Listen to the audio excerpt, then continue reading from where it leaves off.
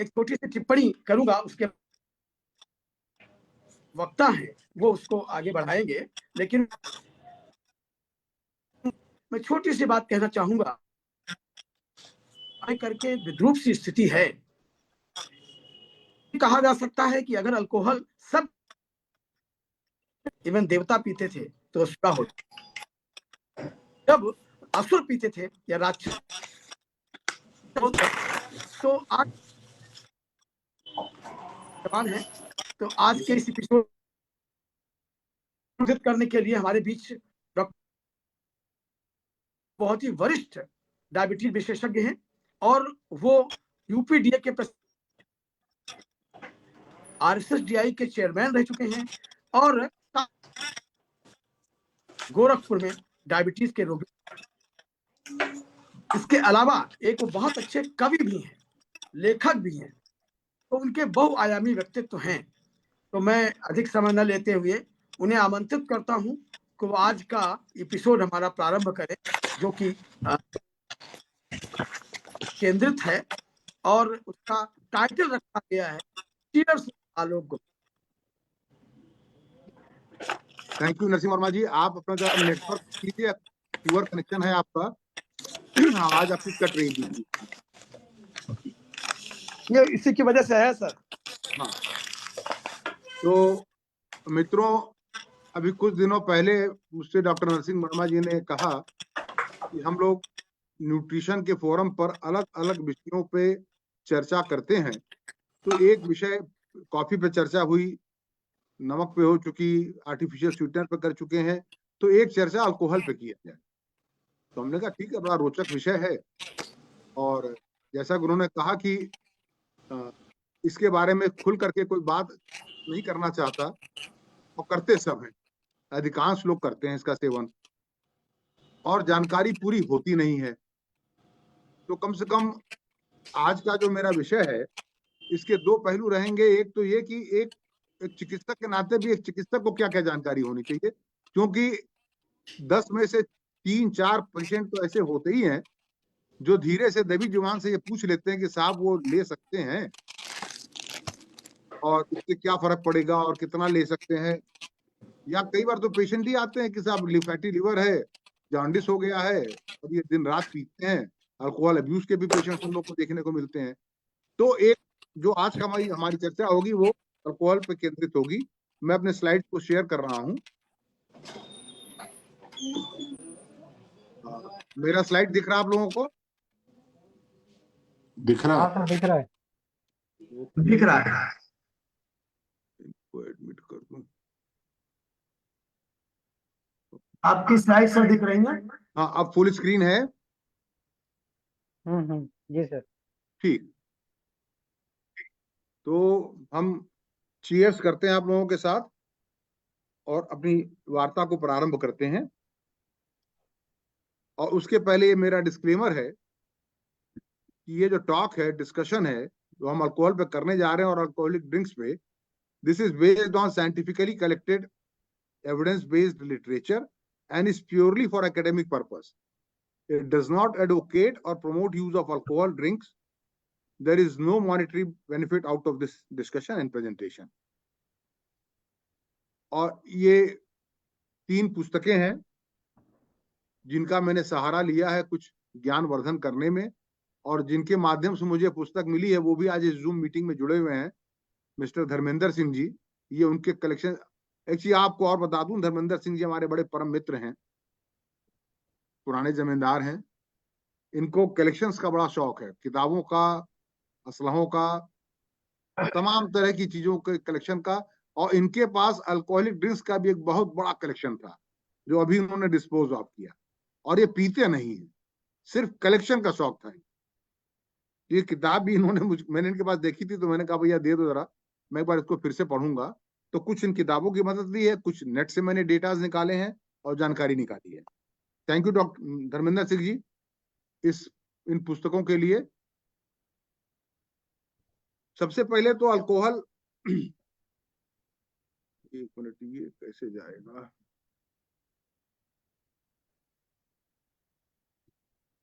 Alcohol है क्या?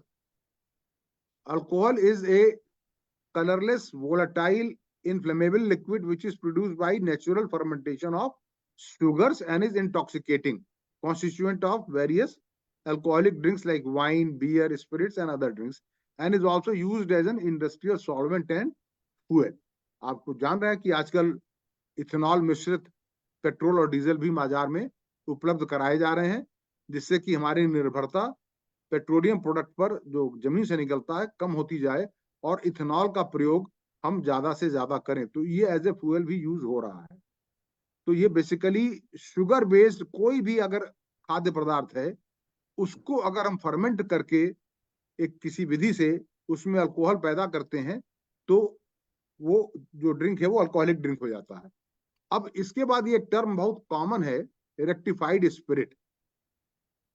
ये क्या होता है कि जो अल्कोहल हम बनाते हैं किसी भी स्टार्च या शुगर कंटेनिंग खाद्य पदार्थ से, उस अल्कोहल को फिर उससे हम अलग करते हैं। उस अलग करने की प्रक्रिया को हम रेक्टिफिकेशन कहते हैं, डिस्टिलेशन या रेक्टिफिकेशन। ये जो डिस्टिलेशन किया जाता है बार बार रिपीटेड डिस्टिलेशन होता है, इस प्रक्रिया को हम कहते हैं रेक्टिफिकेशन। और उस डिस्टिलेशन के बाद जो हमें स्पिरिट प्राप्त होता है, जो इथेनॉल प्राप्त होता है, जो इथाइल अल्कोहल प्राप्त होता है, उसको हम कहते हैं रेक्टिफाइड स्पिरिट। तो रेक्टिफाइड स्पिरिट का जो कंसेंट्रेशन होता है वो लगभग 95.5% अल्कोहल बाई वॉल्यूम, यानी 100 ml में लगभग 95 ml आपको अल्कोहल होगा, इथाइल अल्कोहल। या तो इसको हम कहते हैं रेक्टिफाइड स्पिरिट या न्यूट्रल स्पिरिट या रेक्टिफाइड अल्कोहल या ethyl alcohol of agricultural origin. Bharat में ये जो देसी दारू की दुकानें होती हैं, इनकी जो लाइसेंसिंग होती है और इनका जो ऑक्शन होता है, टेंडर होता है साल में एक बार आबकारी विभाग के द्वारा, उसमें यही rectified spirit of agriculture origin यही बेचा जाता है। तो वो देसी दारू की दुकान हो जाती है, because it was of local agricultural origin. तो it is pure ethyl alcohol, और उसमें जो है लगभग अल्कोहल का वॉल्यूम 25 से 35% के बीच में होता है। अब वो कब अंग्रेजी दारू बन जाता है? जब इस रेक्टिफाइड लोकल रेक्टिफाइड स्पिरिट में आप कम से कम 2%, उससे ज्यादा आप जितना भी कर लें, लेकिन अगर आपने 2% या उससे ऊपर कोई भी इंपोर्टेड आपने अल्कोहल, इथाइल अल्कोहल उसमें मिक्स कर दिया, ब्लेंड कर दिया, तो फिर उसके ऊपर अंग्रेजी दारू का, अंग्रेजी शराब का ठप्पा लग जाता है और फिर आप उसको अपने किसी भी ब्रांड नेम से बेच सकते हैं। लेकिन जो ये देसी दारू है, ये सिर्फ और सिर्फ सरकार बेचती है। अब जितने भी अलग अलग कंपनियां हैं जो इस रेक्टिफाइड स्पिरिट का निर्माण करती हैं, वो फ्री होती हैं उस रेक्टिफाइड स्पिरिट को अन्य लोगों को बेचने के लिए। जो अलग अलग ब्रांड से अपना अंग्रेजी दारू बनाते हैं, वो इनसे रेक्टिफाइड स्पिरिट लेते हैं, फिर उसमें बाहर से इंपोर्ट करते हैं विदेशी अल्कोहल और उसकी ब्लेंडिंग करके अपने एक ब्रांड नेम से उसको 8 PM या कोई भी कुछ टीचर्स कुछ भी बना लें, उसको मार्केट में लेके आ जाते हैं। एक दूसरा टर्म होता है एब्सोल्यूट अल्कोहल, मतलब कि जो रेक्टिफाइड स्पिरिट है उसमें अल्कोहल का कंटेंट है 95.5% बाई वॉल्यूम।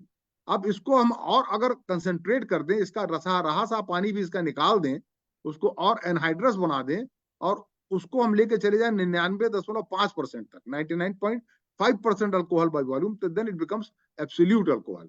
और ये ज्यादातर एब्सोल्यूट अल्कोहल या तो लैब्स में या मेडिकल पर्पस के लिए यूज होता है।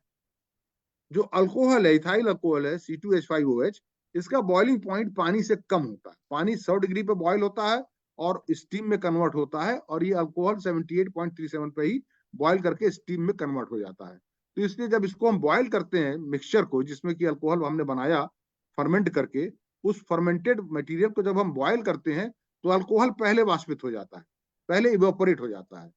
तो उसको फिर हम इवेपोरेट जब होता है तो उसको ट्यूब के माध्यम से उसको हम कंडेंस करते हैं, कंडेंस करके किसी एक दूसरे पात्र में उसको इकट्ठा कर लेते हैं, which is the process of distillation. और बार बार जब इस प्रोसेस को दोहराते हैं उस कंसंट्रेशन को बढ़ाने के लिए, तो इट बिकम्स रेक्टिफिकेशन और रेक्टिफाइड स्पिरिट। तो मिथाइल और इथाइल में बहुत फर्क हो गया सर, है मतलब sir, sorry I am disturbing you. Methyl alcohol is totally separate thing, we are talking about ethyl alcohol. Methyl alcohol is never consumed, तो इंडस्ट्रियल यूज के लिए यूज हो गया। उसका और यूज है, it is never for human consumption. Okay. और इसीलिए जब कभी मिथाइल अल्कोहल गलती से लोग मिला देते हैं अडल्ट्रेशन करने के चक्कर में, तो पॉइजनिंग होती है। जो देसी और दारू में बड़ी कहते हैं ना, देसी दारू में कुछ खराब मिल गई, लोग मर गए, तो it can be the methyl alcohol they have added in the ethyl alcohol, that can be reason.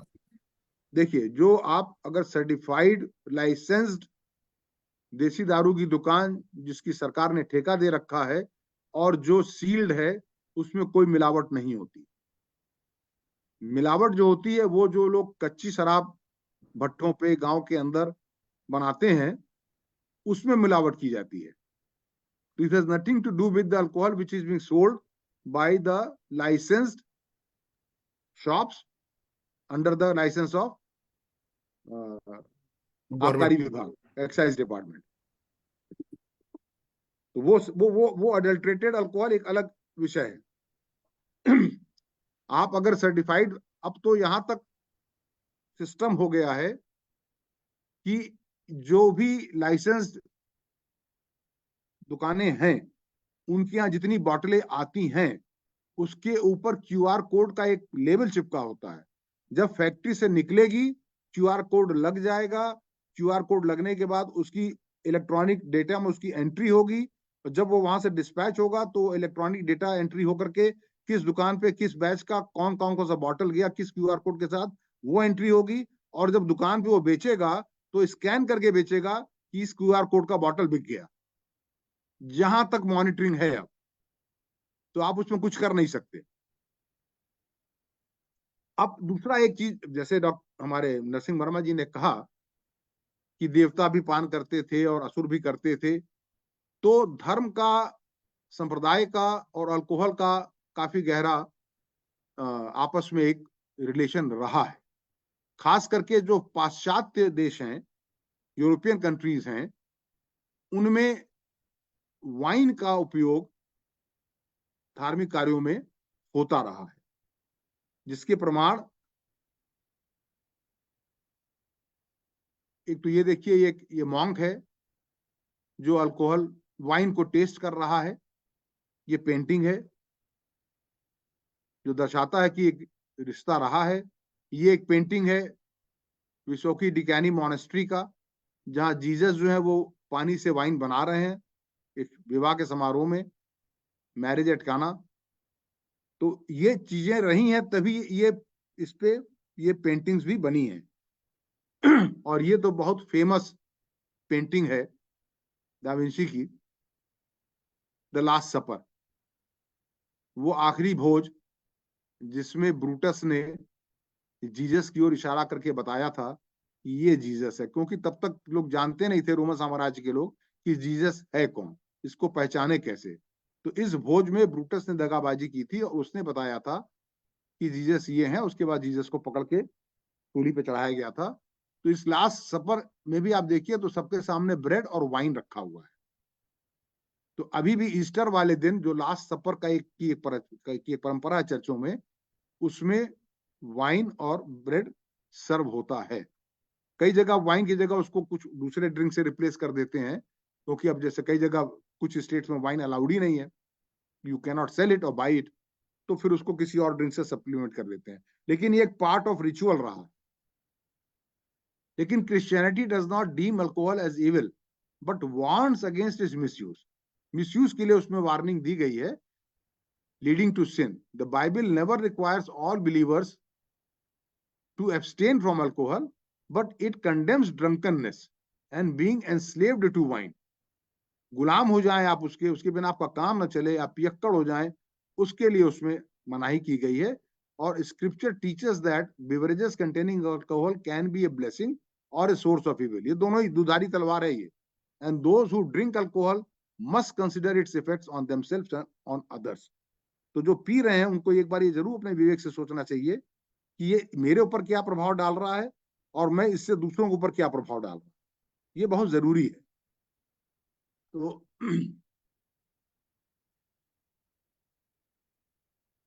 अब एक शब्द हमारे यहाँ आता है मदिरा, मदिरालय। तो मदिरा शराब को कह सकते हैं। दैत्य और दानव और अक्षर प्रजाति के लोग अक्सर इनका सेवन करते थे। और ऐसा कहा जाता है कि जब समुद्र मंथन हुआ तो उस क्षीर सागर के मंथन में वारुणी नाम से एक मदिरा निकली थी, और चूंकि वह जल से उत्पन्न हुई थी, जल को हम वरुण बोलते हैं, तो इसलिए उसको वारुणी कहा गया। यह भी कहा जाता है कि यह कदम के फलों से बनाई जाने वाली मदिरा है। कुछ लोग ताल या खजूर से निर्मित मदिरा को भी वारुणी मानते हैं। ये समुद्र से निकले वृक्ष को भी मानते हैं। और चरक संहिता के अनुसार वारुणी को मदिरा के एक प्रकार के रूप में बताया गया है, और यक्ष्मा रोग के उपचार के लिए इसे औषधि के रूप में इसका उपयोग करना भी बताया गया है। और मदिरा पान को मद्यपान भी कहा जाता है। मदिरा फलों, गन्ने, अनाज, यानी जिसमें भी कार्बोहाइड्रेट है, शुगर है, उसको सड़ा करके बनाई जाती है। तो हमारे यहाँ जो एंशियंट लिटरेचर में मदिरा का जिक्र है या अल्कोहलिक ड्रिंक का जिक्र है, मोस्टली चिकित्सा में इसका जिक्र है। इसमें से एक हम आगे चल करके आपको बताएंगे। एक एक, एक ड्रिंक होता है आसव, एक औषधि है, ड्रिंक नहीं कहेंगे, एक औषधि है आसव, द्रक्ष आसव। तो आसव क्या होता है, उसमें अल्कोहल होता है। ये देखा गया कि बहुत से हर्ब्स जो हैं, जड़ी बूटियां हैं, वो पेरिनियल नहीं होती, सीजनल होती हैं। तो सीजन में आपको अगर कोई हर्ब मिला, अब उसको आपको साल भर प्रयोग करना है और वो प्रिजर्व नहीं हो पा रहा है, खराब हो जा रहा है, सड़ जा रहा है, तो कैसे उसको साल भर हम प्रयोग करें? तो उसके लिए विधि जो है, आसव बनाने की विधि निकाली गई कि उन जड़ी बूटियों से हम आसव बना लेंगे और आसव को हम लंबे समय तक प्रिजर्व करके रख सकते हैं। तो साल भर फिर उस आसव का प्रयोग करेंगे, लेकिन उसमें अल्कोहल कंटेंट होता है। आगे मैं आपको इस बारे में बताऊंगा। सुरापान। प्राचीन काल में सुरा एक प्रकार से बियर की तरह होती थी। कहते हैं कि सुरों द्वारा, असुर और सुर, तो सुरों द्वारा ग्रहण की जाने वाली बलवर्धक, प्रमुदित, उल्लासमयी वारुणी पेय को सुरा कहा गया। कुछ देवता सुरापान करते थे। हालांकि कई लोग सुरापान को ही मदिरा सेवन या शराब सेवन करना भी मान लेते हैं, और कई लोगों का यह भी मानना है कि ताड़ी को ही सुरा कहते हैं। तो इसमें भी थोड़ी कंट्रोवर्सी है कि बेसिकली सुरा है क्या। अब हम आते हैं सोमरस पे। इसकी बड़ी चर्चा होती है, देवता सोमरस का पान करते थे। क्या सोमरस अल्कोहलिक ड्रिंक है? क्या ये मदिरा है? क्या ये शराब है? तो हमारे जो आयुर्वेदिक लिटरेचर हैं और जो वेद हैं, उनमें इनका बहुत विस्तृत वर्णन है। और इनको जब आप देखेंगे, अभी मैं जो बताऊंगा, तो समझ में आ जाएगा कि यह अल्कोहलिक बेवरेज नहीं है। वेदों की ऋचाओं से जाना जा सकता है कि सोमरस क्या था। ऋग्वेद की एक ऋचा में लिखा गया है कि यह निचोड़ा हुआ शुद्ध दधि मिश्रित सोमरस, दधि मिश्रित मतलब दही मिलाया हुआ, सोमपान की प्रबल इच्छा रखने वाले इंद्रदेव को प्राप्त हो। ज्यादातर सोमरस भगवान इंद्र और वायु देवता, इनको दिया जाता था। और ऐसा भी कहा जाता है कि जो लोग देवत्व को प्राप्त हो जाते थे, जो देवत्व प्राप्त कर लेते थे, वो सोमरस पीने के हकदार हो जाते थे। उनको सोमरस मिलता था यज्ञ के बाद, किसी पूजन के बाद, युद्ध के पहले। तो ऋग्वेद में देखिए एक जगह कहा गया कि हे वायुदेव, यह निचोड़ा हुआ सोमरस तीखा होने के कारण दुग्ध में मिश्रित करके तैयार किया गया है, आइए और इसका पान कीजिए। शतम या व शुचिनाम सहस्त्रम व समाशराम इदुत निम्नम न रियते। ये ऋग्वेद का ही एक ये भी श्लोक है कि अर्थात नीचे की ओर बहते हुए जल के समान प्रभावित होते सैकड़ों घड़े सोमरस में मिले हुए हजारों घड़े दुग्ध मिलकर इंद्रदेव को प्राप्त हो। तो ये तो आप मानेंगे कि किसी भी अल्कोहलिक ड्रिंक में दही या दूध मिलाने का कोई भी प्रचलन किसी भी देश में, किसी भी भौगोलिक जगह पर नहीं रहा है। तो ये निश्चित रूप से अल्कोहलिक ड्रिंक तो नहीं है, क्योंकि दूध और दही, कई जगह शहद, गुड़, इनको मिलाने की का भी वर्णन है। भांग में दूध मिलाया जाता है, लेकिन भांग में दही नहीं मिलाई जाती। इसमें दही और दूध दोनों मिलाया जा रहा, तो ये भांग भी नहीं हो सकता। इसकी विधि देखिए क्या बताई गई है कि अलूखल मतलब खरल और मूसल में इसको कूट करके सोम को पात्र से निकालकर पवित्र कुशा के आसन पर रखें और अवशिष्ट को छानने के लिए पवित्र चर्म पर रखें। सोम को गाय के दूध में मिलाने पर गवशिरम, दही में मिलाने पर दध्यशिरम बनता है। शहद अथवा घी के साथ भी मिश्रण किया जा सकता है। और सोमरस बनाने की प्रक्रिया वैदिक यज्ञों में बड़े महत्व की है। तो वेदों में, पुराणों में, शास्त्रों में इसका बहुत विस्तृत वर्णन है। और ये बताया गया कि जो देवता थे, खास करके इंद्र वायु, इसका सेवन करते थे। और इसको पीने के बाद एक अलग तरह की फीलिंग होती थी सोम मतलब चांद, तो कुछ एक शांति, ये कुछ एक अलग ट्रैंक्विलिटी, कुछ इस टाइप की फीलिंग होती थी, एक अलग भाव उत्पन्न होता था, इसलिए युद्ध के पहले भी इसको पीते थे लोग। अभी का जो एक कंसेप्ट है कि सोम रस बनता किससे था, तो अभी जो एक लेटेस्ट कंसेप्ट हम लोगों के बीच में है कि ये एफिड्रा नाम का एक पौधा होता है।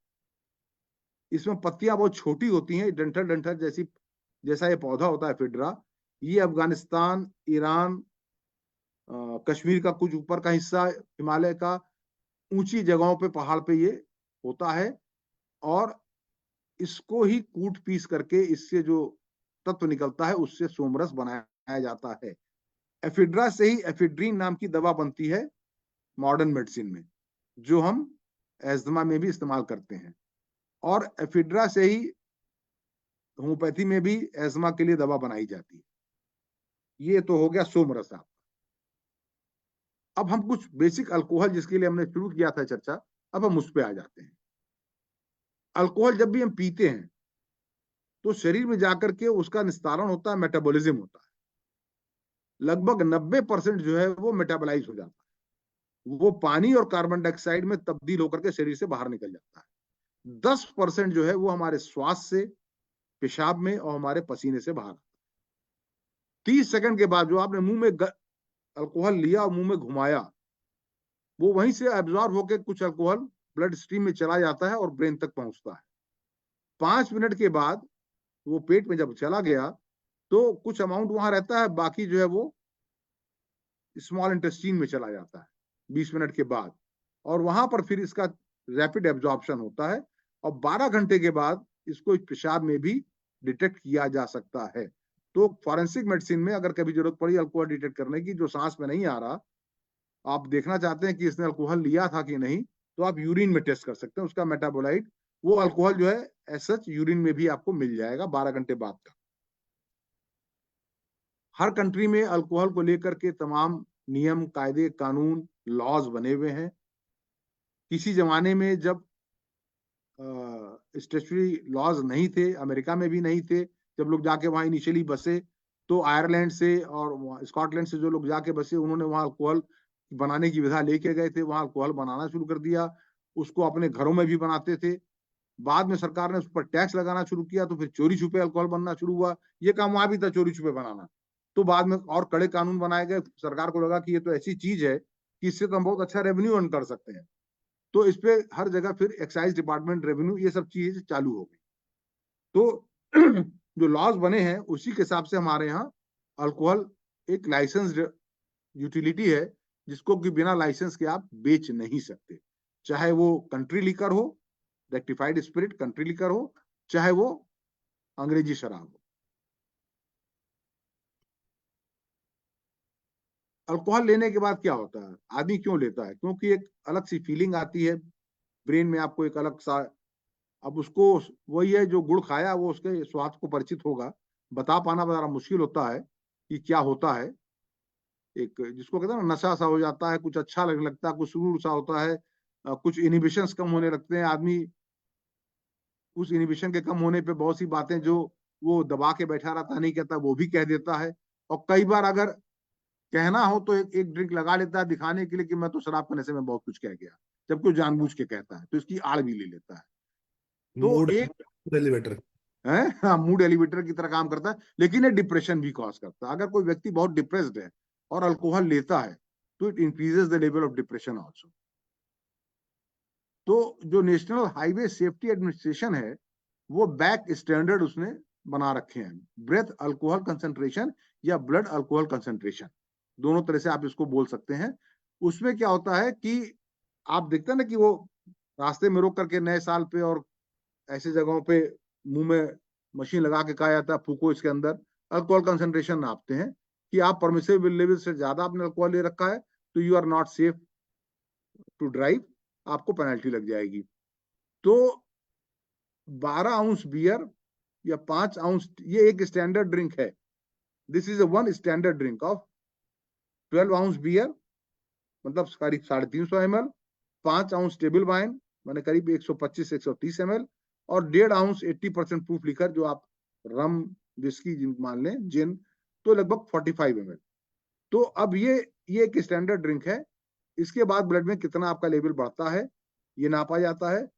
और इंटॉक्सिकेशन कई चीजों पर निर्भर करता है, कितनी तेजी से आपने ड्रिंक लिया है, कितना टाइम लगाया, 5 मिनट में पी गए या आपने 20 मिनट लगाया एक स्टैंडर्ड ड्रिंक को पीने में, 1 घंटे में आपने कितने ड्रिंक्स लिए हैं, ड्रिंक्स खाली पेट लिया है या उसके साथ आपने कुछ खाना भी खाया है, खाना क्या खाया है, ड्रिंक अकेला लिया है उसमें आपने कुछ फ्रूट जूस या कुछ कोक या कुछ इस तरह की चीजें मिक्स की हैं। These all will change the absorption rate of alcohol and the blood concentration of alcohol or back. Alcohol जब शरीर में जाता है तो ये मेटाबोलाइज होता है लिवर में।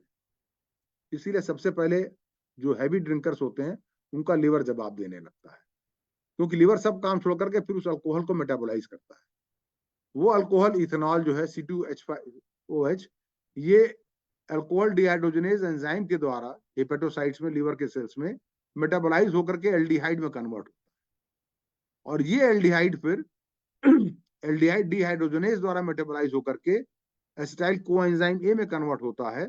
और ये acetyl coenzyme A Krebs cycle या सैट्रिक एसिड साइकिल में जाके जुड़ जाता है और वहां ये कार्बन डाइऑक्साइड और पानी बनाता है और एटीपी बनाता है, ऊर्जा बनाता है, जिससे हमको 1 ग्राम अल्कोहल से 7 किलो कैलोरी ऊर्जा मिलती है।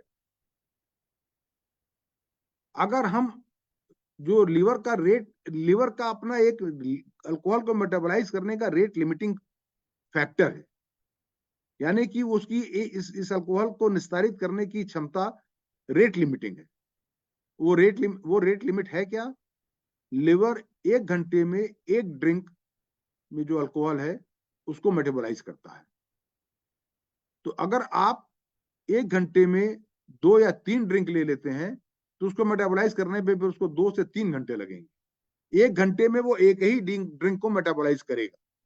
तो यदि आपने हाई अल्कोहल कंजम्पशन कर लिया कम समय में, तो माइटोकॉन्ड्रिया में जो MEEOS है, माइटोकॉन्ड्रियल इथेनॉल मेटाबोलाइजिंग जो पार्ट है, ऑक्सीडाइजिंग सिस्टम, ये फिर उस बाकी अल्कोहल को मेटाबोलाइज करेगा और फिर एसिटाल्डिहाइड में कन्वर्ट करेगा। तो लिवर पे और ज्यादा स्ट्रेस पड़ता है। तो अब ये डिपेंड करता है कि आपने अगर एक ड्रिंक बनाया, 1 घंटे में धीरे धीरे करके पिया, खाना पीना खाया, फिर आप 1.5-2 घंटे में वहां से निकल गए ड्राइव करने के लिए, तो आपका वो अल्कोहल मेटाबोलाइज हो चुका है। अब आपके ब्रेथ एनालाइजर में कंसंट्रेशन काफी नीचे आएगा या परमिसिबल लिमिट से नीचे आएगा या हो सकता ना भी आए।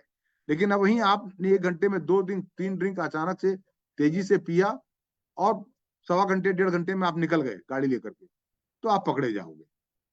अच्छा, ये भी एक बहुत बड़ा मिथ है कि अगर किसी को माले मुफ्त दिले बेरहम, कहीं पार्टी में गए, हराम की दारू मिल गई है, इकट्ठे चाप दिया, अब उसके बाद उल्टियां शुरू हो गई, चक्कर आने लगा, तो इसको नींबू पिलाओ, इसको ये करो, उसको ठंडी हवा में ले जाओ, कुछ भी फर्क नहीं पड़ता उससे। ये सब आई वॉश होता है। जो भी शरीर में अल्कोहल चला गया है वो लिवर ही मेटाबोलाइज करेगा, वो लिवर ही उसको बाहर निकालेगा मेटाबोलाइज करके, और उसका अपना एक रेट लिमिटिंग फैक्टर है, वो उसी रेट से करेगा, तो वो उसी हिसाब से अपना टाइम लेगा। 4 ड्रिंक आपने लिया 1.5 घंटे के अंदर, तो 4 घंटे लगेगा उसको निकलने में भी। आप चाहे नींबू खाओ चाहे इमली खाओ, कोई फर्क नहीं पड़ता। ये ब्रेथ एनालाइजर है, अल्कोहल टेस्टर। इंडिया में जो लिमिट है वो 0.03% है। इसमें परसेंटेज में दिखाता है पॉइंट परसेंटेज बैक लिखा हुआ ना, percentage BAC breath alcohol concentration.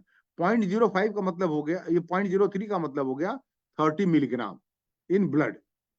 तो इससे नीचे अगर है 0.03 से, तो आपको फाइन नहीं लगेगा, आप छोड़ दिए जाओगे। लेकिन अगर इससे ऊपर पाया गया तो आपको फाइन लग जाएगा और आपकी गाड़ी जब्त हो जाएगी, फिर आपको अपना ड्राइवर लेकर के आओ।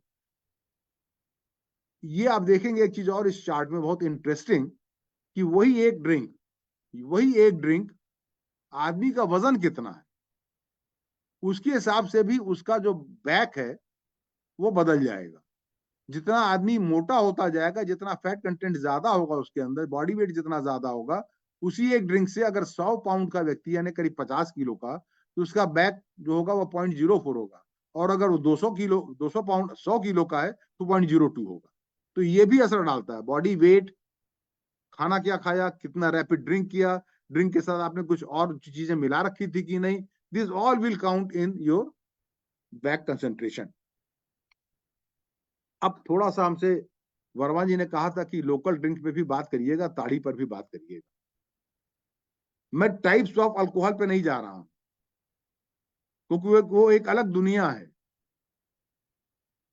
बियर है, रम है, विस्की है, टकीला है, जिन है, ब्रांडी है, वाइन है, रेड वाइन है, पोर्ट वाइन है, पर वो एक पूरी अलग दुनिया है कि इतने तरह के अल्कोहलिक ड्रिंक्स उपलब्ध हैं। मैं उस डिटेल में मैं नहीं जाऊंगा। टॉडी या नीर या ताड़ी, तीनों नाम इसके हैं।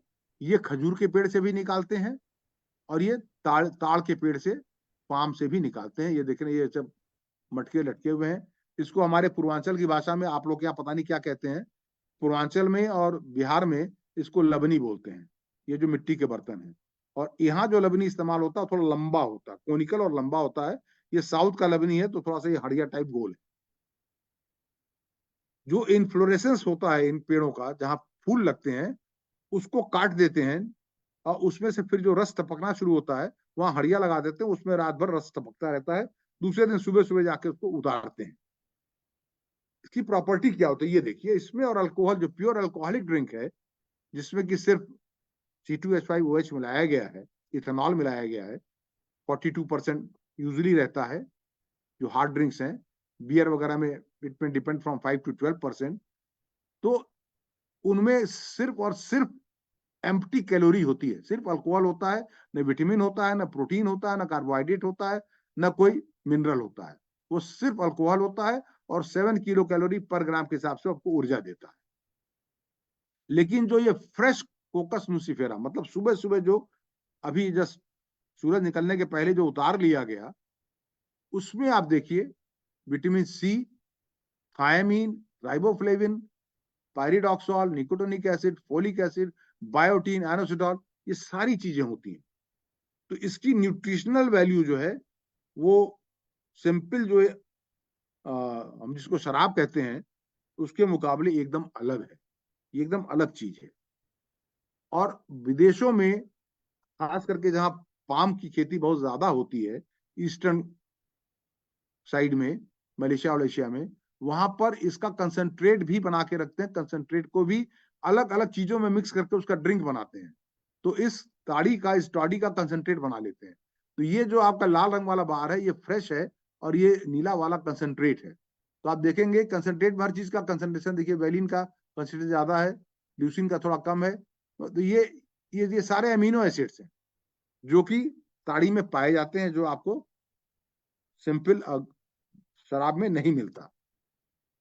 और जैसे जैसे समय बीतता जाता है, उसमें फर्मेंटेशन की प्रक्रिया चालू हो जाती है। और जब फर्मेंटेशन की प्रक्रिया चालू होती है तो उसका पीएच घटने लगता है। जैसे जैसे अल्कोहलिक कंटेंट बढ़ेगा उसमें फर्मेंट होने से, उसका पीएच घटने लगेगा। तो आप देख रहे हैं कि 30 मिनट पे उसका पीएच लगभग 7 के आसपास है और 180 मिनट के बाद वो घट करके 6 के नीचे चला गया।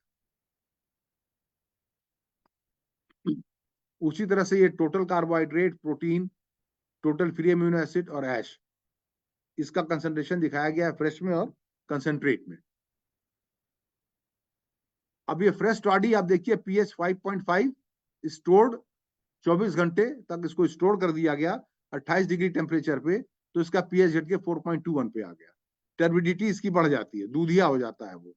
अल्कोहल कंटेंट फ्रेश में, जो फ्रेश ताड़ी उतरी है, इट इज ओनली 0.2%, ओनली 0.2%, जबकि बियर में आपका 5% के लगभग होता है। तो ये भी चेकिंग में ये भी आ जाएगा सर, अगर पुलिस चेक करती है ताड़ी अगर पी के कोई जाता है, तो it is also like breathalyser मैं से समझूंगा कि ये प्रश्न आप बात के लिए रखें। अच्छा, ओके। क्वेश्चन आंसर में हम इसको आंसर करेंगे। और जब आप इसको स्टोर कर लेते हैं 4 घंटे, 6 घंटे, 8 घंटे, जितना देर आपने रखा है, तो जब फर्मेंट होने लगेगा तो अल्कोहलिक कंटेंट बढ़ने लगेगा, तो इट विल बिकम 4.5%। लेकिन ताड़ी को भी बिना लाइसेंस के नहीं बेच सकते। ताड़ी को उतारना और बेचना, इसकी भी लाइसेंसिंग होती है। कोई भी ताड़ी उतार कर बेच नहीं सकता। बाकी प्रोटीन फैट की मैं बात कर ही चुका हूं। तो कंक्लूजन क्या है the physiochemical properties of traditional local drink of coconut toddy showed that fresh toddy contains 14.1% of total soluble solids, which on natural fermentation during storage is reduced to 11.4. However, alcohol, protein, and ascorbic acid and titrable acidity were increased as the fermentation changed the properties of fresh toddy, and hence it has to be consumed within 12 hours of collection. Ideal है कि 12 घंटे के अंदर consume कर लिया जाए, और जितना आप पहले कर लेंगे आप उसके अल्कोहलिक वाले पार्ट से बरी हो जाएंगे, और आपको एक तरह से एक फ्रूट जूस की तरह काम करेगा जिसमें आपको तमाम न्यूट्रिएंट्स हैं। अब अल्कोहल के यूज के कई प्रकार होते हैं। एक तो होता है विद मॉडरेशन, जो कि आइडियल यूज होना चाहिए, जो धर्म ग्रंथों में भी, बाइबल में भी कहा गया है, शास्त्रों में भी हमारे यहाँ कहा गया है। आप लोग अपने आप को म्यूट कर लें प्लीज, किसी का माइक ऑन है। दूसरा होता है बिंज ड्रिंकिंग। बिंज मतलब वो आदमी अल्कोहलिक नहीं है, वो रोज शराब नहीं पीता, लेकिन जब मिल जाता फ्री वाला तो फिर वो आपे बनी रहता। शादी विवाह पार्टी कहीं फ्री की मिल गई है तो वो घंटे 1.5 घंटे के अंदर 5 ड्रिंक से ऊपर पी जाता है। महिला है तो 4 ड्रिंक की लिमिट है, मेल है तो 5 ड्रिंक से अगर ऊपर उसने 2 घंटे के अंदर कंज्यूम कर लिया तो it comes under binge drinking. ये भी बहुत हार्मफुल होता है, इसमें फिर एकदम से आदमी उल्टी उल्टी सब करना शुरू कर देता है। और अल्कोहलिज्म क्या होता है कि alcohol use, it is alcohol use disorder, यानी कि अब अल्कोहल आप नहीं शराब पी रहे, शराब अब आपको पी रही है, उल्टा हो जाता है कहानी। तो this is the spectrum of alcohol use disorder, mild, moderate and severe. Alcohol use disorder is a medical condition characterized by an impaired ability to stop or control alcohol use despite adverse social, occupational और health consequences। व्यक्ति जान रहा है कि मेरा इससे सामाजिक जीवन प्रभावित हो रहा है, मेरा इससे प्रोफेशनल जीवन प्रभावित हो रहा है, मेरा इससे जो है वो हेल्थ खराब हो रहा है, मॉनिटरी लॉस हो रही है, लेकिन फिर भी वो अपने आप को रोक नहीं पाता और शाम होते ही वो अल्कोहल उसको चाहिए होती है। बाद में स्थिति हो जाती है कि उठते ही अल्कोहल चाहिए होता है, इतनी डिपेंडेंस हो जाती है, वो चाह के भी अपने आप को रोक नहीं पाता, तो वो सीवियर कैटेगरी में चला जाता है। और फिर उसका लिवर जवाब देने लगता है, जॉन्डिस हो जाता है, उसको खून की उल्टियां होती हैं, सारी चीजें होती है, फिर सारे मेडिकल कॉम्प्लिकेशंस उसको होते हैं।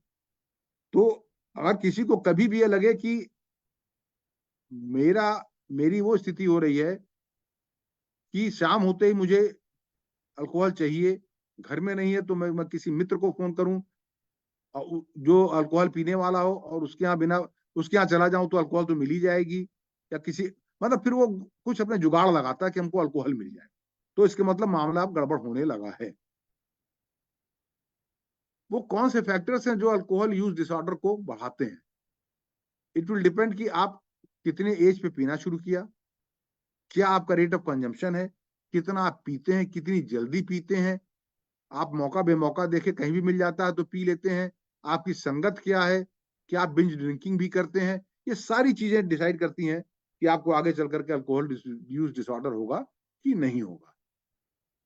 अब एक स्टैंडर्ड ड्रिंक क्या, हर जगह आप जब रिकमेंडेशन देखेंगे तो लिखा होगा कि एक स्टैंडर्ड ड्रिंक, कितना अलाउड है साहब? पुरुषों में दिन भर में 2 स्टैंडर्ड ड्रिंक, महिलाओं में 1 स्टैंडर्ड ड्रिंक। ये जो तमाम हेल्थ बॉडीज हैं, गवर्नमेंट एसोसिएशन हैं, उन्होंने अलाउ कर रखा है, जहां अल्कोहल अलाउड है कि पुरुष को दिन भर में 2 स्टैंडर्ड ड्रिंक ऑफ अल्कोहल और स्त्री को 1 standard drink of alcohol allowed है। अब वो स्टैंडर्ड ड्रिंक है क्या? तो अगर आप बियर पीते हैं तो 12 अंश का एक जो बियर का कैन है जिसमें 5% अल्कोहल होता है, वो 1 कैन 1 स्टैंडर्ड ड्रिंक है।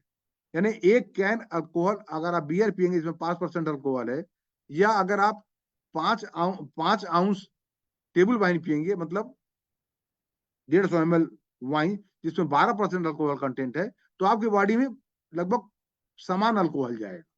तो इस हिसाब से कैलकुलेट किया गया है कि उनकी सब में अल्कोहल की मात्रा अलग अलग है, तो जिसमें अल्कोहल की मात्रा कम है उसका थोड़ा सा आप अमाउंट ज्यादा ले सकते हैं, जिसमें अल्कोहल की मात्रा ज्यादा है उसका अमाउंट कम है। जैसे अगर आप विस्की है, जिन है, रम है, इनमें अल्कोहल कंटेंट लगभग 40 से 42% होता है, तो इसके लिए आपको सिर्फ 1.5 फ्लूइड आउंस मतलब 45 ml अलाउ किया गया है। तो एक स्टैंडर्ड ड्रिंक 45 ml है। विस्की का, बराबर 150 ml वाइन का, बराबर 1 कैन बियर 350 ml बियर का। ये एक स्टैंडर्ड ड्रिंक हो गया। तो पुरुषों में 2 स्टैंडर्ड ड्रिंक और महिलाओं में एक ही मैक्सिमम परमिसिबल लिमिट है, which will not cause you health harm and social harm। इससे अधिक लेते हैं फिर अल्कोहल डिपेंडेंसी की ओर आप बढ़ने लगेंगे। थोड़ी सी चर्चा वाइन पे कर लें, क्योंकि वाइन को लेके बहुत से मिथ हैं कि वाइन पीने से हार्ट अटैक नहीं होता, वाइन पीने से उम्र बढ़ती है, और वाइन स्वास्थ्य के लिए बहुत अच्छा है, थोड़ी थोड़ी वाइन रोज पीनी चाहिए। वाइन की एक अलग पूरी दुनिया है, सैकड़ों किस्म के वाइन है, अलग अलग कंट्रीज के, अलग अलग ग्रेप्स की वैरायटीज हैं, उनसे कई तरह के वाइन्स बनते हैं। तो इसके बारे में हम बात करते हैं थोड़ा सा, इसमें क्या विटामिन और मिनरल कंटेंट क्या होता है एज कम्पेयर टू ताड़ी, और रेस्वेटेरॉल के बारे में हम बात करेंगे, जिसकी बहुत चर्चा अक्सर होती रहती है। तो हिस्ट्री ऑफ वाइन मेकिंग बहुत पुराना है। सबसे पहले अल्कोहलिक ड्रिंक में वेस्टर्न कंट्रीज में वाइन ही बनाया गया। जहां जहां अंगूर की खेती होती थी वहां अंगूर से वाइन बना, और मोस्टली वाइन बनाने की प्रक्रिया मठों से चालू हुई, मोनास्ट्री से चालू हुई। जितने पुराने चर्च के पादरी होते थे वो वाइन बनाते थे, क्योंकि उनके रिचुअल का एक पार्ट भी था।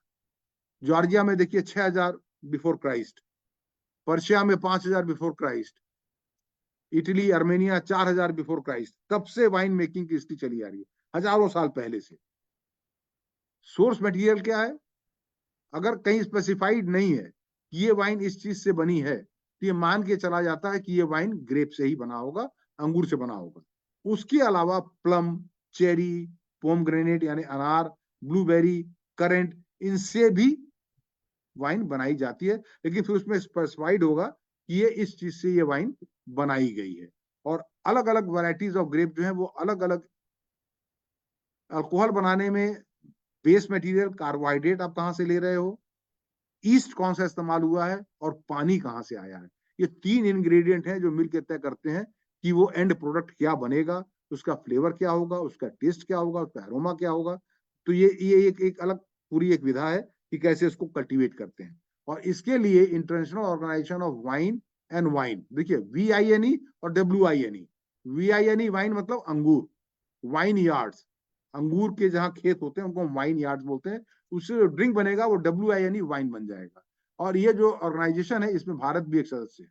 भारत के नासिक क्षेत्र में जो सूला क्षेत्र कहलाता है, वहां सूला वाइन बनती है, वहां अंगूर की खेती बहुत बहुतायत में होती है, और वहां वाइन बनाई जाती है। साल में एक बार वहां फेस्टिवल भी लगता है, वाइन फेस्टिवल। और उसी तरह से ग्रेप, अंगूर पैदा करने वालों का भी अपना एक एसोसिएशन है, जहां पर कि वो अंगूर और ये किशमिश और मुनक्का, इनको पैदा करने के तरीके और उनके नॉर्म्स हैं अपने, उसको वो एंडोर्स करते हैं। अब रेड वाइन के न्यूट्रिएंट फैक्ट्स क्या है? सबसे अधिक चर्चा रेड वाइन की होती है।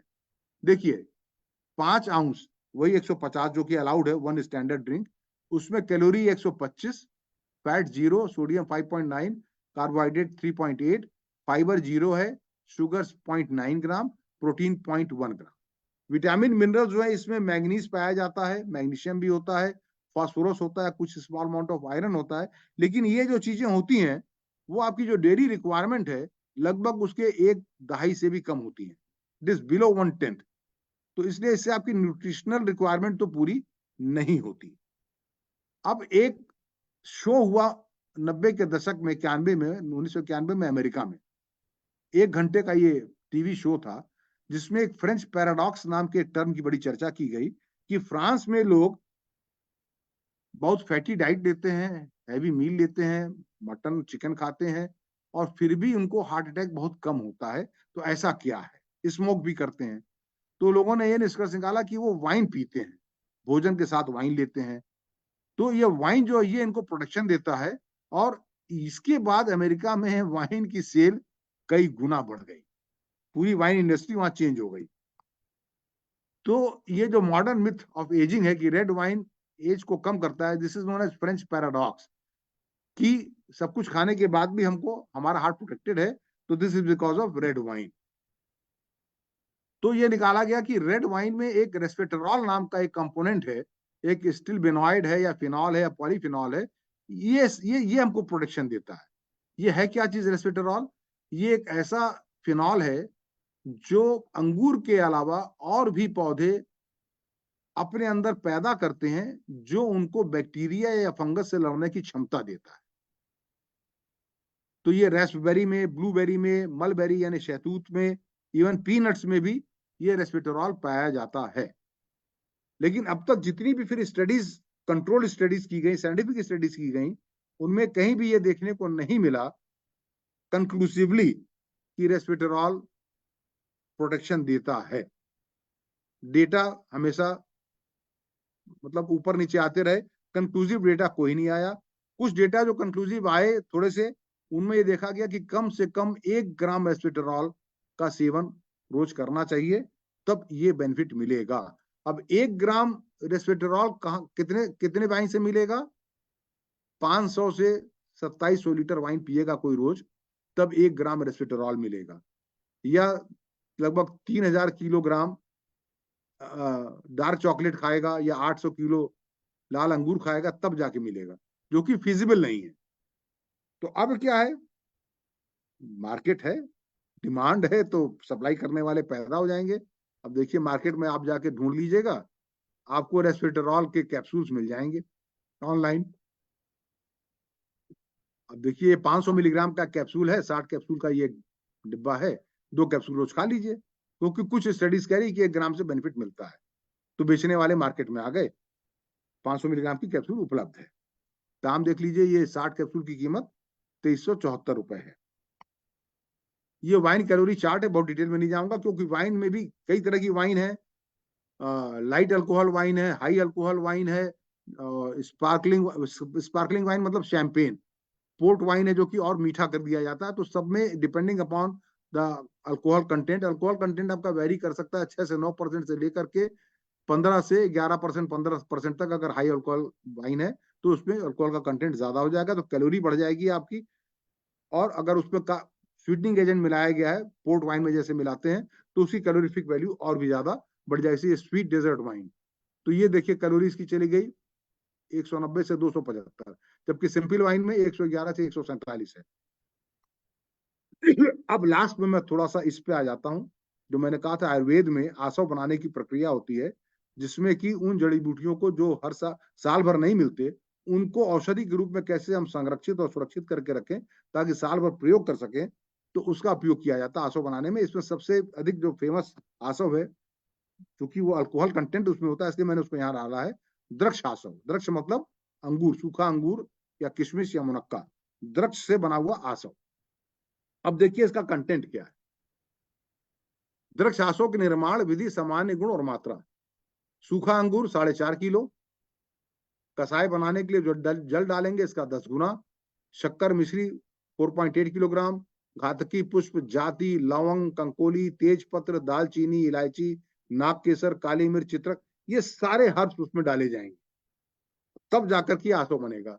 निर्माण कैसे होगा कि पहले सूखे अंगूर को या द्रक्ष को कसाय बनाने के लिए या क्वाथ बनाने के लिए या काढ़ा बनाने के लिए 40 लीटर पानी में उसको तब तक उबालिए जब तक कि 1/4 ना रह जाए, 10 लीटर, फिर ठंडा होने दीजिए। फिर उसमें शक्कर या मिश्री अच्छी या शहद अच्छी तरह से मिला दीजिए और उसको छान लीजिए। इसके बाद इसमें सारे जो वो हर्ब्स बताए गए हैं उनको डाल करके और इसका मुख बंद करके 1 महीने से 3 हफ्ते तक साफ स्थान पर रख दीजिए। अब इससे क्या होगा कि ये फर्मेंटेशन इसमें चालू हो जाएगा। उसके बाद इसको खोलिए, जांचिए कि ठीक है, सड़ा तो नहीं है, फंगस तो नहीं लग गया है, सब कुछ ठीक है, तो छान करके कांच के बर्तनों में इसको आप बंद कर लीजिए।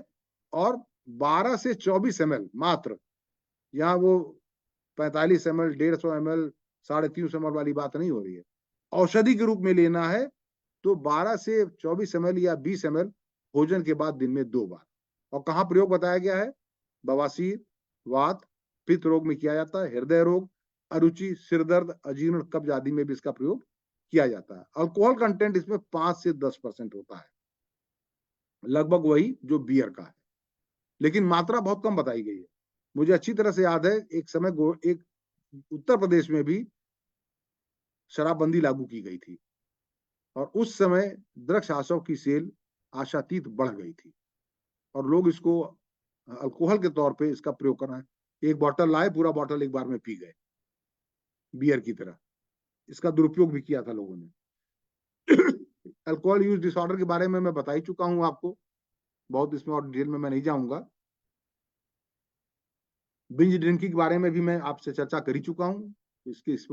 अब हमारे यहाँ भी देखिए क्या बाइबल में लिखा गया क्रिश्चियनिटी में कि माइंडफुल ड्रिंकिंग करें, सोशल बिहेवियर आपका ठीक हो, आप खुद को नुकसान न करें, सोसाइटी को नुकसान न करें। और हमारे यहाँ क्या किया गया है, हृत्सु पितासो युद्धयन्ते दुर्मदासो न सुरायाम। सुरा पान करने या नशीले पदार्थों को पीने वाले अक्सर युद्ध, मार पिटाई या उत्पात मचाया करते हैं, अगर वो मॉडरेशन से ऊपर चले जाते हैं। इसलिए इसको हमेशा अगर आप प्रयोग करते हैं तो अपने विवेक का जरूर प्रयोग करें और सोचें कि क्या मैं अपने सारे सामाजिक दायित्व, पारिवारिक दायित्व, प्रोफेशनल दायित्व, इन सब का सफल निर्वहन करने के बाद मैं इसका सेवन कर रहा हूं। इसके सेवन करने से मेरे इन सब सारे दायित्वों पर कोई प्रभाव नहीं पड़ता, मैं समाज के लिए घातक नहीं सिद्ध होता, मैं कोई न्यूसेंस नहीं क्रिएट करता, मैं मॉडरेशन में लेता हूं, तो आप करें। अन्यथा इसका उत्तर ना में मिलता है तो ना करें। एक भोजपुरी पिक्चर आई थी, लागी नहीं छूटे राम, बहुत बचपन में, शायद हाई स्कूल में मैंने वो पिक्चर देखी थी। उसमें एक कलाकार थे नासिर हुसैन, हिंदी फिल्मों में बहुत आते थे कैरेक्टर आर्टिस्ट। वो गांव के भट्टी पे जहाँ ताड़ी और शराब बिका करता था उसका दृश्य है, और चुक्कड़ में बिकता था, कुल्हड़ में। बहुत दिनों तक ये देशी दारू की दुकान पे कुल्हड़ में शराब मिला करता था। तो वो कुल्हड़ में उंगली डाल डाल करके बार बार देख रहे हैं, तो बगल वाला पूछता है कि ये क्या कर रहे हो? कहते हैं इसकी भोजपुरी में कहते हैं एकर गहराई ना पता टी। कहे वो काहे? कहे पता नहीं काहे, एकरे अंदर हमार घर दुआर जमीन जायदाद सोना गहना सुख चैन कुल इहे के अंदर समा गइल बा। अब पता नहीं एकर कितना गहिर बा, ये गहराई ना पता। तो जब आप विवेकपूर्ण ड्रिंकिंग नहीं करते हैं तो बहुत गहरा वो कुआं होता है जिसमें सब कुछ समा जाता है। इसी के साथ बहुत बहुत धन्यवाद आप लोगों को फॉर योर पेशेंट लिसनिंग। अब हम चर्चा, आप लोगों की जिज्ञासाएं, आप लोगों के comments. Narsingh Verma ji, it is now up to you. बहुत बहुत धन्यवाद डॉक्टर आलोक गुप्ता जी, आपने इतने अच्छे ढंग से इस प्रकार के विषय पर बात की जिसके विषय में समाज में चर्चा निषिद्ध है। हमारे समाज में दो विषयों पर चर्चा निषिद्ध है, एक तो अल्कोहल और दूसरा सेक्स, और दोनों विषय पुराने समय में निषिद्ध नहीं थे।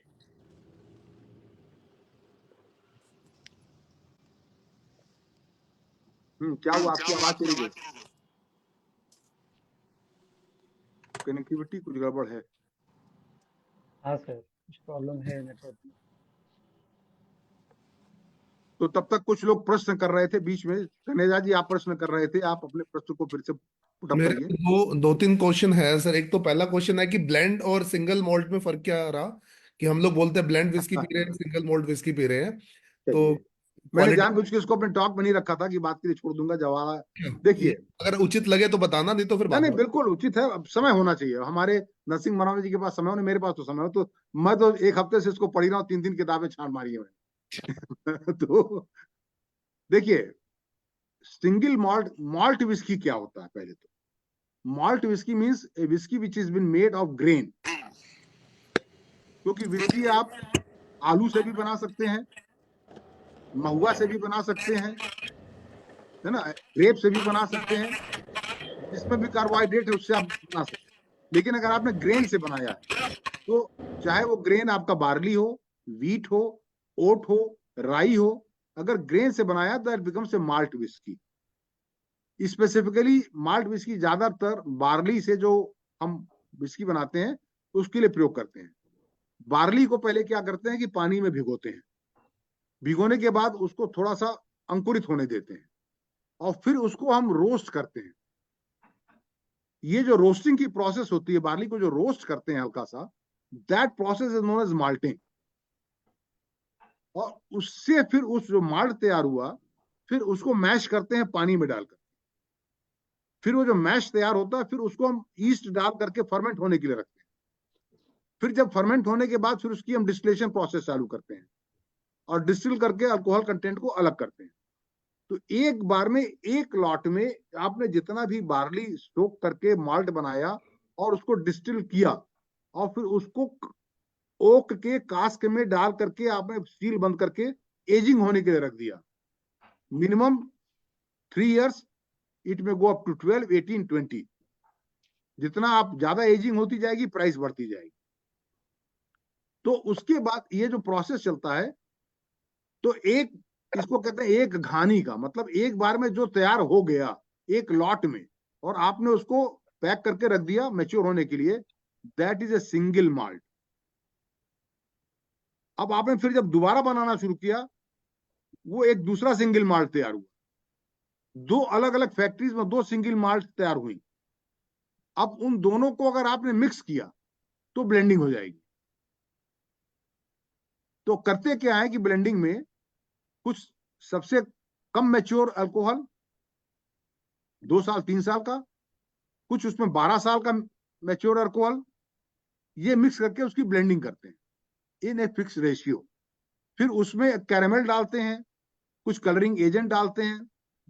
जो अल्कोहल है प्योर अल्कोहल तो कलरलेस होता है, लेकिन आप जब भी विस्की वगैरह देखेंगे तो उसका एक अलग कलर होता है येलोइश, वो कलरिंग की जाती है, कैरेमल डाला जाता है, तो that becomes a blended whisky. अगर उसमें आपने ब्लेंडिंग कर दिया तो ये जो बाहर से माल्ट विस्की आती है स्कॉच विस्की, उसको यहाँ जो लोकल स्पिरिट बनती है, तमाम चीनी मिल वाले बनाते हैं अपना इथेनॉल।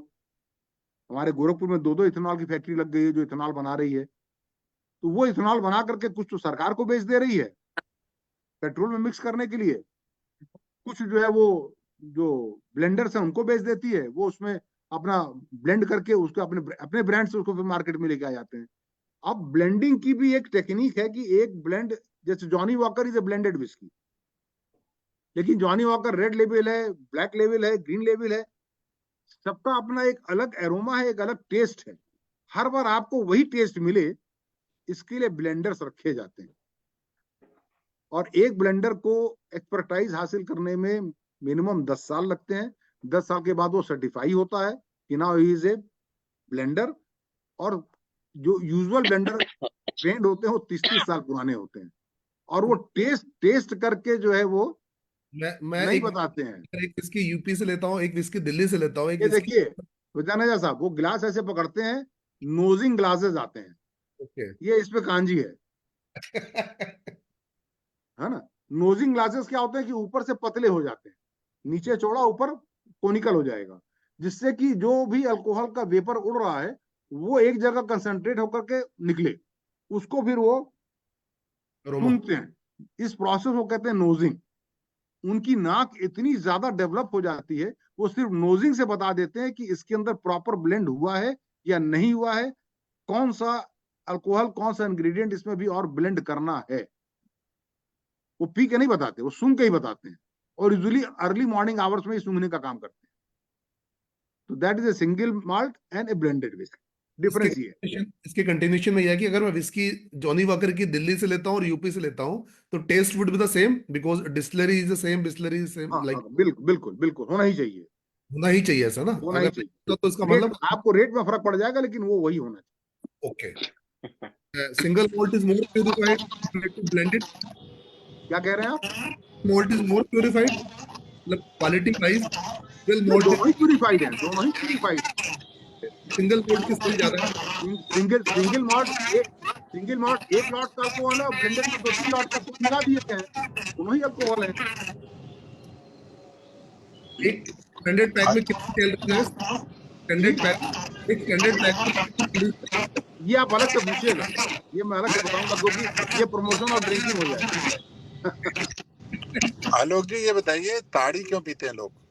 अल्कोहल के लिए या न्यूट्रिशन वैल्यू के लिए? दोनों के लिए। मेरे अपने सगे फूफा जी,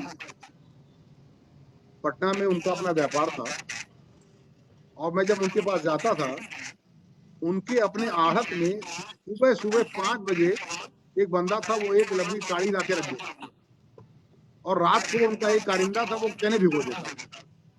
वो सुबह अपने आड़त में घर से निकलते थे, वॉकिंग जाते थे, चना खाते थे, वो ताड़ी पीते थे। अब उस अल्कोहल कंटेंट आपने देखा 5 रुपये, लेकिन अगर वेरी लॉन्ग लाइफ। 24 घंटे से ज्यादा रखी रही तो बियर लेकिन अगर आप नशे के लिए पियेंगे तो फिर वो वही 12 घंटे के बाद का, जिसमें ऊपर से आप देखे होंगे बहुत से जो ताड़ी के कंटेनर होते हैं, अर्थन पॉट, उसमें ऊपर से झाग निकलने लगता है। झाग निकलने लगा, मतलब कि अब उसका अल्कोहल कंटेंट 5 से 7% है। तो वो अगर आप पियेंगे तो फिर वो बियर पे आपने अगर 500 ml पी लिया, 2 बियर के बराबर पी लिया, तो जैसे बियर से नशा होता है वैसे उससे भी नशा हो जाएगा। तो नशे वाले नशे के लिए पीते हैं। अच्छा सर, लोग ये कहते हैं कि जैसे सुबह सुबह, जैसे मतलब हमारे गांव में भी है, हमारे चाचा जी, मतलब हम लोग के खेत में है वो सब कुछ, वो निकाल के जाते हैं सब, और चाचा जी वहीं बैठा दे देते हैं कि नहीं, सुबह वाला जो है पहले हमको फ्रेश वो दे दो। हाँ, मैंने बताया ना, उसमें तो आपको सर, प्रोटीन है, अमीनो एसिड्स हैं, अल्कोहल कंटेंट 0.02% है, अल्कोहल है ही नहीं है उसके अंदर। हाँ वो कहते थे कि हमको सबसे पहले यही वाला चाहिए, उसके बाद तुमको जहाँ जाना है लेके जाओ। हाँ, तो अब वो आपको वो नसीब हो जाए, पीना चाहते हैं तो पीजिए। मैं अरे नहीं एडवोकेट नहीं सर, कर रहा वो हूँ, बचपन मैं की बात एडवोकेट नहीं कर रहा हूँ, मैं मैं बचपन की बात बता रहा हूँ स्टेटूटरी वार्निंग बार बार लगाता रहूँ। सर। बचपन डॉक्टर की बात बता रहा हूँ कि क्योंकि चाचा जी अब मतलब अभी भी है कि मतलब जब जैसे निकलता है वो कहते हैं कुछ नहीं, सबसे हाँ, पहले जो निकला है यहाँ रख के, उसके बाद तुम जो बेचना है लेके चले जाओ। डॉक्टर वर्मा सर आ गए लाइन पे, मेरे ख्याल now his connectivity is okay. ऐसा है कि जो कोकस म्यूसिफेरा का जो ताड़ी है, इसका कंसंट्रेट मलेशिया वगैरह में उसका जहाँ ये बहुत ज्यादा पाम होता है, कंसंट्रेट बना के रखा जाता है, वो बिकता है, उसको उससे वो कई तरह के ड्रिंक्स बनाते हैं, मॉकटेल्स बनाते हैं। हाँ सर, वर्मा जी। जी, तो मुझे लगता है आपने इतना विस्तृत बताया है कि लगभग सभी प्रश्नों का उत्तर तो स्वयं दे दिया। तो मेरे प्रश्न तो लगभग सभी खत्म हो गए और लोगों के प्रश्न भी लगभग आपने कवर कर लिए हैं और समय भी हो रहा है। तो जी मैं आपको धन्यवाद देता हूं कि आपने इतना अच्छा कार्यक्रम इतना सुरुचिपूर्ण बना दिया कि बार-बार चीयर्स करने का मन करेगा लोगों को। करिए सर। चीयर्स। तो इस कार्यक्रम को हम बहुत लंबे समय तक याद रखेंगे। डॉक्टर आलोक गुप्ता साहब को बहुत बहुत धन्यवाद और इसके साथ ही हम लोग अगले एपिसोड में फिर मुलाकात करेंगे और मैं प्रयास करूंगा। विशेष धन्यवाद पीछे धर्मेंद्र सिंह भी जी आपके ऊपर दिख रहे हैं, जी, इनको दीजिए, ये किताबें इन्हीं की प्रोवाइड की हुई हैं। अरे वाह, क्या बात है। तो आपके पास ऐसे लोग हैं जो कि इस प्रकार की सहायता पहुंचाते रहते हैं। बिल्कुल बिल्कुल, तो मैं भाग्यशाली हूँ। जी, जी। तो इसी प्रकार से मैं और लोगों को आमंत्रित करता हूँ जिनका अपना इंटरेस्ट हो और जो कि बहुत विस्तार से चीज़ों को बता सकें। तो आज हम सब लोगों को बहुत आनंद की प्राप्ति हुई और बिना अल्कोहल के हम लोगों को वो आनंद मिला, जो अल्कोहल के बाद मिला करता था। तो इतना बहुत अच्छी तरह से आपने बताया, लगभग कोई चीज़ छूटी नहीं है। तो कुछ ऐसी चीज़ नहीं बची है जो पूछी जाए। तो मैं आज के एपिसोड पर एक चीज एक चीज पूछना है सर। हाँ जी, सर्वेश जी ये बताइए। ये डायबिटीज पे जो इसका इल इफेक्ट है अल्कोहल का, उसके ऊपर थोड़ा सा रिफ्लेक्शन चाहिए। हाँ देखिए, डायबिटीज अगर आप वही जो आपको स्टैंडर्ड ड्रिंक की आपको परिभाषा बताई, और अगर उस लिमिट में आप ले रहे हैं with good control g of your diabetes 45 g, unit. And with good meal, तो राइट। अगर आप अल्कोहलिक हैं, मतलब आप उसके बिना नहीं रह पाते, तो आप ले सकते हैं, लेकिन वो लिमिट नहीं क्रॉस करनी है। नहीं लेते हैं तो मत लीजिए। यदा कदा लेते हैं पार्टी वगैरह में और आपका डायबिटीज अच्छा कंट्रोल कर रहा है तब भी ठीक। दिक्कत कहाँ आती है कि कोई व्यक्ति ओरल ड्रग्स ले रहा है, बहुत टाइट कंट्रोल में है, अल्कोहल राइट। उसने आराम की मिली और बिंज ड्रिंकिंग कर ली, खाना ओके। नहीं खाया, खाना बहुत कम खाया, हाँ हाँ तो हाँ। फिर जो है जब अल्कोहल आप लेते हैं, बाय बेटा, तो अल्कोहल क्या करता है कि बाय बेटा, आओगे इधर, आओगे आओगे, आ जाओ, आ जाओ सब, देखो अंकल जी लोग हैं, नमस्ते करो, दादाजी लोग हैं सब, आओ बाबू आओ है आओ क्या? नमस्ते। हाँ आओ नमस्ते करा दे, आप आ जाओ इधर, आ जाओ, देखो देखो देखो देखो देखो, ये देखो ये देखो, सबको नमस्ते कर दो। हेलो बेटा। नमस्ते। How you? बाबू आ गया है, बाबू आ गया है। हाँ, अब हम बात करें। अच्छा, तो अल्कोहल को जब मेटाबोलाइज करने में लिवर बिजी हो जाता है, तो ग्लाइकोजन को ब्रेक करके ग्लूकोज में कन्वर्जन की प्रक्रिया फिर वो नहीं करता। तो ऐसे में अगर हाइपोग्लाइसीमिया हुआ, क्योंकि आपने दवा तो खा रखी है, भोजन कम किया, अल्कोहल ज्यादा हाँ। पिया, और ओके हाइपोग्लाइसीमिया हुआ, तो फिर वो ओके हाइपोग्लाइसीमिया बहुत लंबा सस्टेन कर जाएगा, क्योंकि ग्लाइकोजन ब्रेकडाउन नहीं होगा। ये खास ओके करके विशेष रूप से डायबिटिक्स को ध्यान में रखने की जरूरत होती है। बाकी वर्मा जी कुछ और प्रकाश डालना हो तो इस पर डालें। सर। अनम्यूट कर लीजिए सर। ओके। एक ही बात कहूंगा सर, आपने सब कुछ तो बता दिया है। हाँ, मैं हाँ। फिर वही कहूंगा कि विदेशी गाइडलाइन से प्रभावित ना हो। अल्कोहल कतई लाभप्रद बेटा, उसको फेंक दो, खराब हो गया ये। कम नुकसान हो सकता है, नुकसान हो सकता है, लाभप्रद तो बिल्कुल भी नहीं है। तो जैसा डॉक्टर आलोक गुप्ता साहब ने कहा, कभी कभी और थोड़ी मात्रा में और भोजन के बीच में नुकसान नहीं, इन्होंने सर्वेश जी का प्रश्न था कि डायबिटीज वाले पेशेंट्स को क्या कॉशन रखना चाहिए अल्कोहल के साथ। नहीं, तो मैंने बिल्कुल उनको एक हाइपोग्लाइसीमिया वाली बात बता दी है। जी, कुछ जी। और अगर आप ऐड करना चाहें। इम्पोर्टेंट है और कुछ भी नया नहीं है, सब आपने बता दिया है। और मुझे लगता है कि लगभग सब कुछ आपने कवर कर लिया है सर। तो आज की चर्चा हम यहीं समाप्त करते हैं सर। बहुत बहुत धन्यवाद आपको एक बार फिर से। Thank you everyone who have joined. Thank you good sir. Night. Okay. धन्यवाद सर, धन्यवाद sir. Thank you sir. You for inviting sir.